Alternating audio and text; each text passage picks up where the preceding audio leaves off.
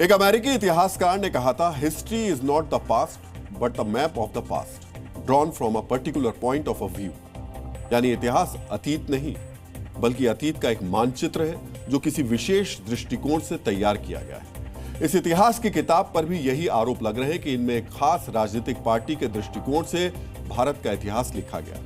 यह किताब है राजस्थान माध्यमिक शिक्षा बोर्ड की 11वीं और 12वीं कक्षा की, जिसका नाम है आजादी के बाद का स्वर्णिम इतिहास। और ये किताब इस वक्त मेरे पास में, मेरे हाथ में मौजूद भी है। आजादी के बाद का स्वर्णिम इतिहास भाग 1। अब इस पर जो चित्र बने हुए हैं, कहानी यहीं से शुरू होती है। और क्या कहानी है ये हम आपको बताते हैं। इस पर रोक लगा दी गई है, जिसके बाद से इस किताब को अब स्कूलों में नहीं पढ़ाया जाएगा। लेकिन इस किताब में ऐसा क्या लिखा गया कि मिड सेशन में किताब पर रोक लगाई गई। सोचिए, पढ़ाई शुरू हो चुकी है लेकिन अचानक इस पर रोक लगा दी गई। इसे समझने के लिए आज इतिहास की इस किताब पर वर्तमान की लड़ाई का विश्लेषण करना जरूरी है। राजस्थान सरकार में शिक्षा मंत्री मदन दिलावर का यह आरोप है कि इस किताब में कांग्रेस सरकार का महिमा मंडन है, कांग्रेस के प्रधानमंत्रियों का महिमा मंडन है। साथ ही बीजेपी के प्रधानमंत्रियों के बारे में बहुत कम जानकारियां दी गई हैं। इसी वजह से उन्होंने इस किताब पर रोक लगा दी। ये लोकतंत्र के हत्यारे थे जिन्होंने आपातकाल को थोपा है। संविधान को निलंबित करना इस संविधान का अपमान है। इसलिए ऐसे लोगों का महिमा मंडिन कैसे पढ़ा सकते बच्चों को।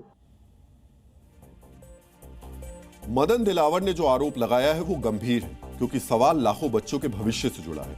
सवाल लाखों बच्चों के इतिहास को लेकर सही ज्ञान का है। लिहाजा हमने इन दोनों किताबों का डीएनए टेस्ट किया।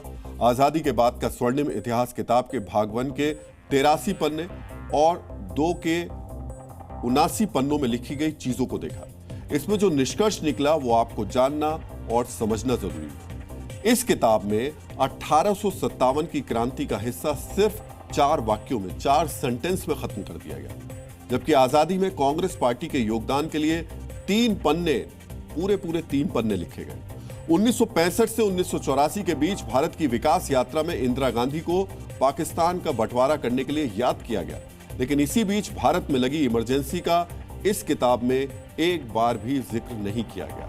भारत के विकास की यात्रा 1985 से 2004 के चैप्टर में 5 साल तक देश के प्रधानमंत्री रहे राजीव गांधी पर 11.5 पन्ने हैं इस किताब में, लेकिन देश में आर्थिक सुधार करने वाले नरसिम्हा राव पर सिर्फ 2.5 पन्ने हैं। वहीं पोखरण परमाणु परीक्षण और कारगिल युद्ध में पाकिस्तान को धूल चटाने वाले प्रधानमंत्री अटल बिहारी वाजपेयी को सिर्फ 1.5 पन्नों में समेट दिया गया। इस किताब में मनमोहन सिंह के दौरान भारत के विकास को 23.5 पन्नों में विस्तार से बताया गया, लेकिन प्रधानमंत्री नरेंद्र मोदी के 2014 से लेकर 2019 तक के कार्यकाल को 2.25 पन्नों में दिखाया गया। मनमोहन सिंह के कार्यकाल में मनरेगा से लेकर आधार कार्ड और शिक्षा नीति को विस्तार से बताया गया है, लेकिन नरेंद्र मोदी सरकार के पहले कार्यकाल के बारे में सिर्फ स्वच्छ भारत अभियान, नोटबंदी और जीएसटी का ही जिक्र किया गया।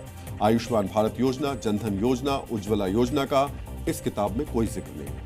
इसी वजह से इस किताब को लेकर राजस्थान में बीजेपी सरकार के शिक्षा मंत्री ने किताब को लेकर आपत्ति जताई और इस पर रोक लगा दी। दावा किया जा रहा है कि किताब को रिव्यू कमेटी के पास भेजा जाएगा, जहां इसमें जरूरी बदलाव करने के बाद नई किताब जारी की जाएगी।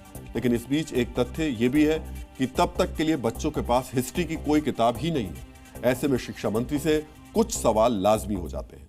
जब तक नई किताब नहीं आती, तब तक स्कूलों में हिस्ट्री की क्लास में अब क्या पढ़ाया जाएगा। नई किताब आने में करीब 2 से 3 महीने का वक्त लग सकता है। ऐसे में क्या बच्चों का यह वक्त बर्बाद नहीं होगा? किताब लेट से आएगी तो बच्चों के पास एग्जाम में तैयारी का कम वक्त बचेगा। ऐसे में बच्चों पर अचानक पड़ने वाले इस बोझ का जिम्मेदार कौन होगा? और सबसे अहम सवाल ये किताब स्कूलों में 2019 से चल रही है। भजनलाल शर्मा की सरकार साल 2023 में बन गई थी, तो फिर इस किताब पर नजर आज क्यों पड़ी? अगर किताब में कोई बदलाव करना ही था तो इसे सेशन शुरू होने से पहले ही कर देना चाहिए था, क्योंकि किताब पर अचानक रोक लगा देने से नुकसान सिर्फ बच्चों की पढ़ाई का नहीं है, बल्कि आम जनता के टैक्स के पैसों का भी है, जिससे ये किताबें छापी गई थी। 2025 संस्करण की करीब 5 लाख किताबें छापी गई थी। ये पुस्तकें 19,700 स्कूलों में वितरित भी कर दी गई थी, लेकिन अब राज्य सरकार द्वारा इन्हें रद्दी करार दे दिया गया है, जिससे राज्य सरकार का 2.5 करोड़ का नुकसान हो गया। इतने ही पैसा नई किताबों को छापने में भी लगेगा। ये पैसा कोई मंत्री, कोई राजनीतिक पार्टी अपनी जेब से तो देगा नहीं, यानी नुकसान किसका हुआ? आम जनता के टैक्स के पैसों का। लेकिन यहां आपको यह भी समझना होगा कि 2019 में कांग्रेस की सरकार ने इतिहास की एक किताब छपवाई जो 6 साल तक बच्चों को पढ़ाई गई। अब बीजेपी की सरकार आई है तो सिलेबस में फेरबदल किया गया। ऐसे में सवाल यही है कि अलग अलग सरकारों में बच्चों को देश का अलग अलग इतिहास ही पढ़ाया जाएगा। Zee News.